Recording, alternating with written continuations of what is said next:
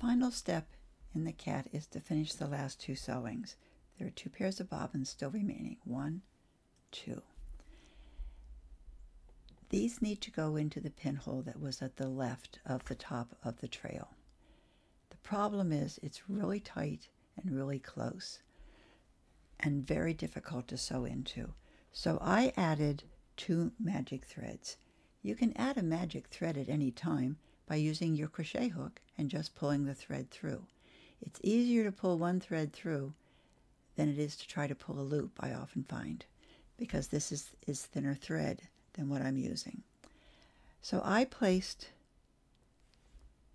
2 magic threads, and I'm making sure that there's no twists so that my loop is on the same side as the open threads for each of the magic thread. Here's this one, goes with this loop. So if I pick up the first pair, I need to put one of those bobbins in through the loop.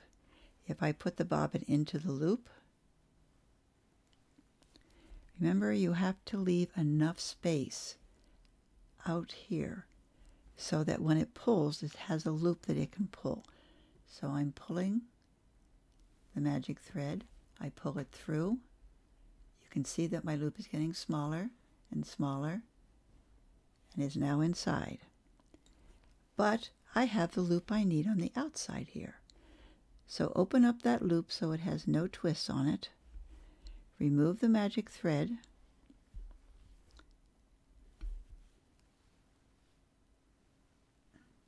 And place the other bobbin inside that loop. There's the first one. Here's the second bobbin. Place it inside the loop. I'm holding the loop in my hand so I don't lose it. I like to straighten this thread, hold it down, and allow my loop to go inside. And it's sewn. And I don't have the problem of trying to use my crochet hook and not being able to get it in. I have a second one here. This was the other loop that I added. Yes, it appears to be the same color, but it's actually a different type of thread. I again place my bobbin inside the loop. I make sure there's some slack, some type of loop. It's around my left hand finger here. I pull my opened end that pulls the loop up to the stitch, and I pull the stitch through. I'm allowing the loop to go loose so you can see it. See the loop that's come through? I pull the whole thing. Now all I have to do is put my finger in that loop or my crochet hook or something, make sure that it's not twisted, and put the other pair inside that loop. And you're done. Then tie your granny knot, your reef knot. As you can see, there are twists here on this thread. I don't want those twists. One way to get rid of them, as you can see, pulling them in doesn't do anything, just makes them. So you're going to have to twist it to untwist those so it's open.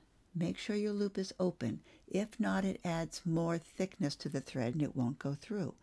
Place the second bobbin inside that loop, keeping a hold on the loop so you don't lose it. Straighten this thread, allow this bobbin to move forward and inside, and you've completed the sewing. Now, when you get to all 4 threads like this, you don't want to tie your reef knot, your granny knot, your whatever you want to call that knot, with the same pairs from the bobbins from the same pair. So I'm going to use the 2 in the middle and go left over right, and under the thread. Remember, you don't pull it tight until you're all the way down at the bottom. Then you go right over your left thread and under, and pull that one tight.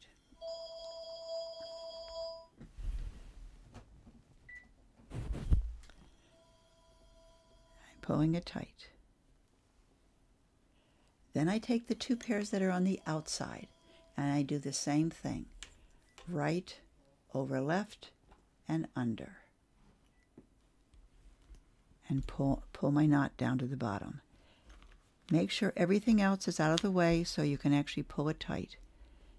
So that was right over left, and then it's left over right and under. Pull it down to the bottom. Now most people stop here. I don't like to stop here. I like to find a thread that's in the trail underneath it and pick up one thread with my crochet hook. So I will go in and pick up one thread, and then I picked up one thread with my crochet hook. I can then pull just any one of those 4 threads, it doesn't seem to really matter, through that particular thread and have a loop. Place my ends inside of it.